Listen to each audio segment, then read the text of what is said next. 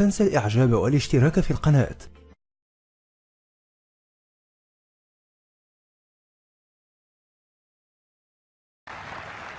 May we have the next question from the gent side in the rear?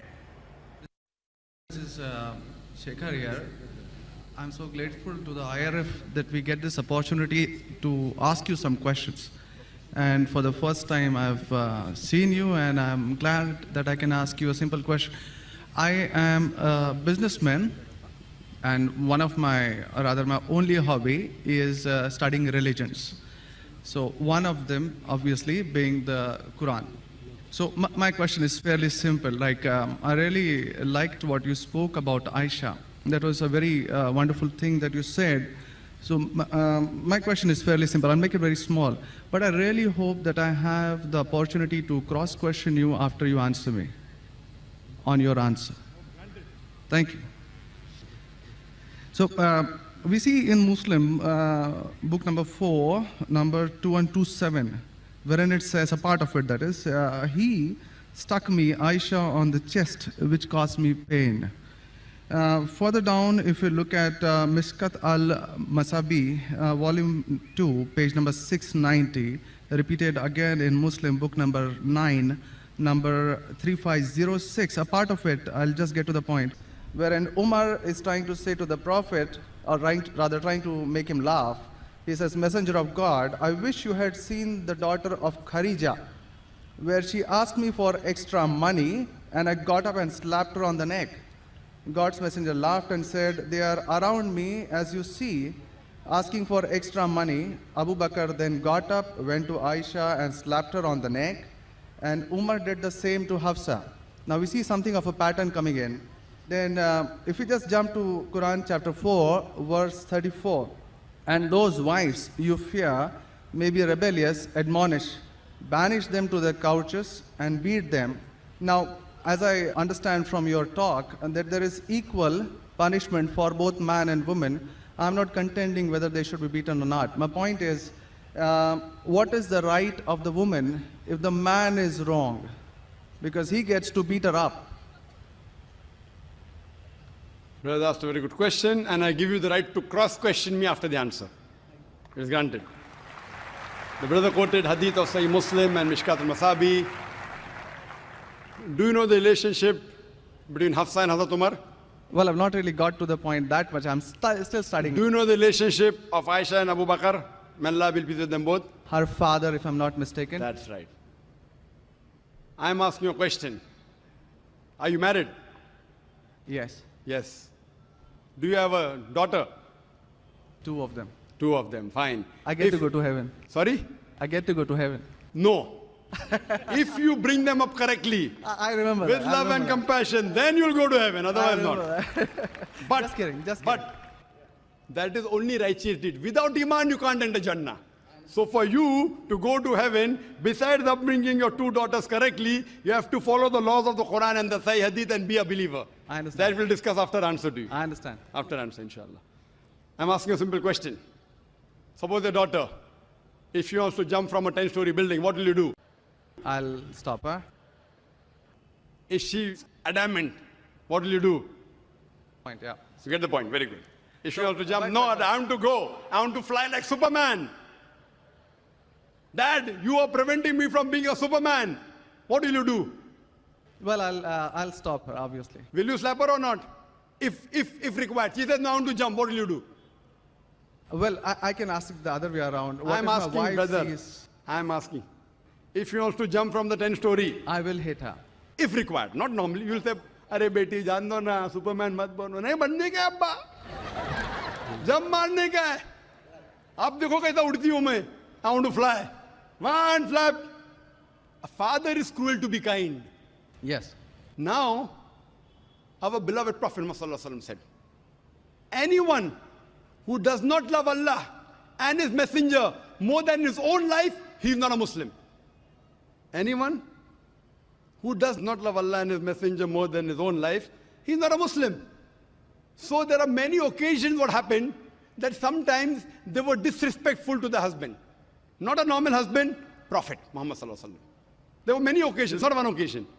There are many occasions, Hazrat Umar, may Allah be pleased with him, and Hazrat Abu Bakr, may Allah be pleased with him. When they came to know that one of the wives has caused pain to the Prophet, they were the father-in-law of the Prophet. But they loved the Prophet not only more than their daughter, they loved the Prophet more than their own life. There are many occasions. Which occasion you are referring to, I don't know. There were occasions when they came to know that my daughter has caused pain to the Prophet of Allah. How dare she does it? They being father, they have the right to slap. Not you and me. For us, they are the المؤمنين. They are the mothers of the believers. But yet, they were human beings. Even the wives of the Prophet. Though they were wives of the Prophet, they are the best examples, yet they were human beings and they did make mistakes. Like the ayah recited by the Qari, Surah Nisa chapter 4, 32. They want equal rights. There was in Surah Azab chapter 33, where the wives of the Prophet tell the Prophet, why don't you give us the luxury of this world? They objected, why are we undergoing such a life of poverty? So Allah sends a revelation. If you want this world, I will grant it to you, but you will not get Jannah. The verse of the Quran says, I will free you. That means, if you want, I will let you go free. Divorce, not that he divorced. And you can get the luxury of this world, but you won't get heaven in the hereafter. And the wives of the Prophet, they repented and they asked for forgiveness and Allah forgave them. So here also it's in context. And going against the Prophet is more bad than jumping from top. Jumping from top, your daughter will kill herself, that's it. Correct? But going against the Prophet is more bad. Did you get the answer? Sir, but my question still stands. I understood your point. I haven't completed my answer. Okay, you asked the question, no problem. My question is pretty simple. I haven't completed my answer yet, brother. All right. Because I know your question was in two parts. Then you quoted the verse of the Quran, Surah Nisa, chapter 4, 34. Yeah. And said about wife beating. I want to complete that before you answer. Otherwise you say ذاكر answered half. I only answered one part of the question regarding hadith. The second part is of Surah Nisa, chapter 4, verse number 34. Exactly after the verse that was recited by the Qari. After verse which says, الرجال قوامون على النساء, that the men are the protectors of the women. The verse says that if they're disobedient, then don't talk to her. After that, don't share the bed. Then the Arabic word is daraba, means beat her lightly. The Arabic word is beat her lightly, daraba. Ibn Abbas, may Allah be pleased with him, said, when you beat your wife, you should not beat on the face. Point number one. Point number two, when you beat your wife, there should be no mark left on her body. And he gave an example, beating with a miswak. Miswak is toothbrush. In modern way, I will say beating with a handkerchief. Handkerchief. Now, if you beat your wife with a handkerchief, it is symbolic. It is not wife bashing. Wife bashing is not allowed in Islam. Wife bashing means one shot on the face. Hit so hard so that the mark remains. She'll remember you for the next 1 week or 2 weeks. In Islam, wife bashing is prohibited. It is daraba, means beat her lightly. That means first you tell her she's wrong. You admonish her. Don't share the bed with her. Ultimatum. Last warning. Beat her lightly. Now, what I said, for any crime committed, the punishment is same. Punishment is same. Beating lightly is not a punishment, it is a warning. Can you do the opposite? Can the daughter hit the father? What if your daughter slaps you? Will you like it? No. Why? Equality. Let me complete my answer. You talk about equality. If your daughter slaps you, will you like it? No. No. There may be occasion when you get lunatic, when you become very old, and if you want to jump and then she slaps you, I will agree with her, correct? Though you said, no, I'm agreeing you. I understand. I'm helping you. You understand, but you don't understand me. No, I do. I'm helping you. Okay. If you grow up and you become a lunatic, you become senile, you want to jump from the 10th story, your daughter says, Abba, mat karo, don't do, father. She may have to slap you. She's doing in good faith. Accept it. Right? Now here, where a husband is giving a warning to the wife, if the wife does the same, what will the retaliation be? Imagine, suppose there's a massive person, bodybuilder comes and acts macho with you. If a small man comes, maybe you'll hit him. A macho person, Arnold Schwarzenegger, comes and tells you something. Will you hit him? Will you hit him? No. Though you may have a lot of guts, but Arnold Schwarzenegger, no. Why? Similarly, since Allah says in the previous verse, man has been given more strength than the woman. So a physical warning, a symbolic warning, a man can give to a woman can't give to a man. A woman can't. There are other things. There are other things she can do. Such as? Such as, for example, if she has to cook food in the house, it's the duty of the husband to get market. She can refuse to cook. If you don't get market, I will not cook. She can object. Very well. She can object saying, I will not cook. It's an objection on her part. If, for example, he is not offering salah is important, she can object nicely, with love and affection. My dear husband, please offer salah. Then she may get a little bit angry also, no problem. Getting angry with husband is not allowed, unless it's for the sake of Allah and His Rasul. But not physical. She can't get physical. If she gets physical, there will be retaliation. It will never work. Imagine your wife slapping you. Will you leave her? Fine, you may say, Jando. So, what do you realize? This is a symbolic beating. What the Western media has done, they portray as though it is wife bashing. Where is wife bashing? You know the hadith also. So, because of that, Islam is the best way of life. It shows you how to lead life with your wives also. Hope that answers the question. If you have any counter question, you're most welcome, brother. Yes, actually 2 points on that. Primarily, the first thing that you said is a daraba, which means basically tapping. And as I understand from the Hans Word Dictionary, it comes from the word idrib. And now, if you look at it, the Arabic word is used in 2 ways. One, to strike up a poem, the word idrib, from which the word darwa is taken out. The first is to strike up a poem, and the second, which is used 12 times in the Quran, is the physical action of striking. Strike off? Strike up a poem, or Strike second, up a poem. Strike up a poem, metaphorically. Second part is the physical action of striking. It's used again in Surah 8:12, wherein it about an angel strike off their heads, strike off the very tips of their fingers. The same word is used. So how can the same word be interpreted there as lightly, but here as Very good question. The second part. Very good question. Very good question. The second part is that if we come back to Sahih Bukhari, volume 7, number 715, again, the respectable, I truly mean that, respectable woman Aisha, a great scholar, I read about her, narrated, Aisha said that a lady came wearing a green veil and complained to her, that is Aisha, and showed her a green spot on her skin caused by beating. It was the habit at that time for women to support each other, means when they get beaten up, so you support each other. So when Allah's messenger came, Aisha said, I have not seen any woman suffering as much as a believing woman. Look, her skin is greener than her clothes. That was my second part. As for second part, I'll answer first, and first part, I'll answer second. No problem. She's complaining to the Prophet that somebody has done injustice to her. It doesn't end saying the Prophet agreed with it.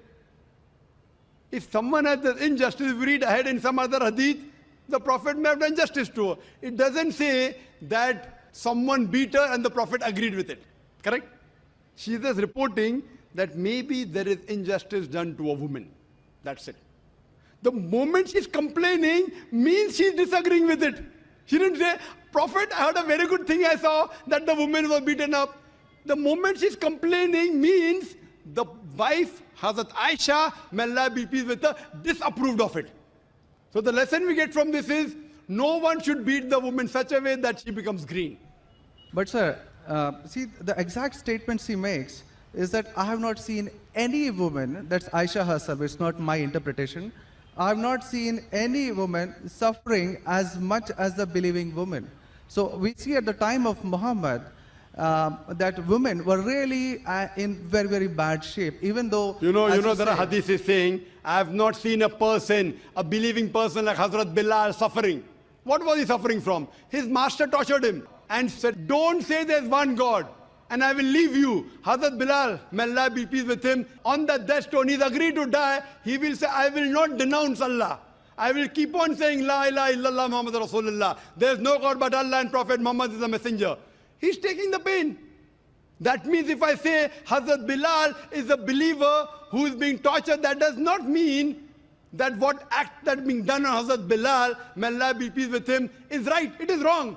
But he's a believer who's taking the pain. In this context, we have to see the context and go to the Shara. You have to see Fath al-Bari. And what was the woman? What was she? Who tortured her? Was it the master? Was she a slave woman? You have to go to the Shara. I am not a muhaddith.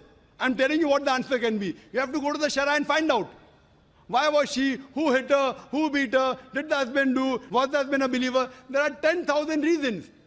But Just sir, because- excuse me, in Mishkat al-Masabi, Brother Shaker, volume 2. Brother Shaker, Yes. what I would like you to do, there are so many people waiting at all the mics.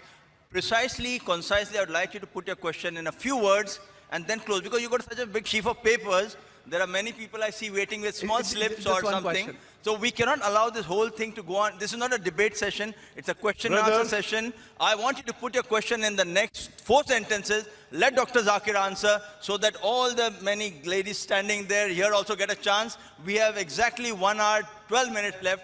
We have very occupied sorry 20 about minutes already. Brother, initially you asked 2 questions and answered. You said, I want a counter. What counter you gave? In the counter, you're asking 1 more question. I don't mind answering your 100 questions, but in this rule, 1 question at a time, go behind the queue, no problem. You asked 2 questions, give the answer. You said, I want a counter question. With the counter question, you're asking 1 more question. So, I'm very kind, I don't mind. I would love. After finishing, you can come in the cabin. And inshallah, I will answer all your questions. I want to ask you, after I answer your question, what will you do? Will you believe in the religion Hazrat Aisha believed? Yes or no? I yet have to answer your counter question. Well, it's not just this one point. There are many, many more. I'll answer inshallah all. How many are there? 10, 20, 50, 100? How many? Well, we can sit on that. How many approximately? Well, there are many more. I have not How really many? counted them. 10, 20, 100, 1,000, 10,000? How many do you have now in your mind? Well, I do have. How many? 10, 20, 30? How many? Yeah, probably quite a few. Maybe, Quite a few is how much? 5 or 10? Approximately. I don't know, maybe 100 questions. 100 questions you have? Brother, after this session is over, we sit together. Okay? Write down all the 100 questions. Inshallah. Inshallah. I will try and answer everyone. Okay? I request you, we'll spend the full night together. I don't mind, because you are a seeker of truth. And I am also a seeker of truth, and my job is to try and clarify the truth. Not that I'm a scholar. I will try and answer all your 100 questions. But I doubt whether you will be able to write 100 questions. I doubt. Coming to your main counter question, brother. That will be basically counter question. Counter question of yours is that daraba has got 2 meanings. One is strike off the head. You ask me then, how do you come to know which is correct? Correct? Exactly. In the counter question, don't ask 1 more question. That means you're breaking the rule. Sir, I'm just refuting what you said. Not refuting. See, you asked a counter question. Counter question was of daraba has got meaning of striking. That is the counter question. In that counter question, you asked 1 more question. You can't ask 1 more question in a counter question. You can ask 1 counter question, but that was a fresh question that you asked. Now coming to your question of daraba. You said striking, I agree with you. How do you come to know one time it is lightly beating, one time it is striking of the head? The verse in the Quran is there, in Surah Maryam, chapter 19, verse number 47. Mary, may Allah be pleased with her, she says, when Archangel Gabriel says that you shall have a son. So she says, how shall I have a son when no man has touched me? How shall I have a son when no man has touched me? Now if you go to the Lugha, your hands wear dictionary, all lanes, I believe you read my dictionaries, all this you can get on the internet. It's not difficult. You go on the internet and type, you'll get 100 questions against Islam. Not 100, you get 1,000. Very easy. Not that a person has done research. If you had done research, you'd have come to know who was whose father and who was whose husband and mother, everything. But you go on the internet, you get this very easy. Now, the Arabic word masa has got 2 meanings. Physical touch, it means sexual touch. So when Mary, may Allah be pleased with her, she says, how shall I have a son when no man has touched me? It is understood, it is not physical touch, it is sexual touch. Correct? Yes. Similarly, There are several verses in the Quran. Now, when there are 2-3 meanings, even both can be correct or one can be correct. To have more details, you go to the hadith. Hadith is the commentary of the verse of the Quran. Correct? Maybe the same word has got two meanings. In that verse, it means meaning number one. In the second verse, it meaning number two. Hadith is the commentary. So when we go to the hadith of this Surah Nisa, chapter 4, verse 34, talking about daraba, there the Prophet said, do not beat on the face. Do not leave a mark. Beat like a toothbrush. I gave the answer, but you were so much concentrating on the notes you have that you forgot my answer. If you have heard my answer, that if there are 2-3 meanings, all meanings may not be right. Maybe one is right, maybe two are right, maybe all three are right. Therefore, you have to go back to the Prophet. The Quran says, Atiullah, Atiur Rasul. Obey Allah and obey the Messenger. So when there are 2-3 meanings, you have to go to the hadith and find out what did the Prophet mean by that word. So there when it says strikes off that, it means strikes off. Here it means strike lightly. So therefore, if you know the supplement to the commentary of the Quran, it's the hadith. Without the authentic hadith, you cannot understand Islam. So a prophet said, it means beat lightly, like beating with a toothbrush, don't beat on the face, don't leave a mark on the body. So these are the guidance given by Rasul. Therefore, it is obligatory that besides the Quran, you have to follow the authentic hadith. Hope that answers the question, and inshallah, I'll wait for you after 10 o'clock in the speaker's lounge, inshallah. Yes, Brother Shekhar?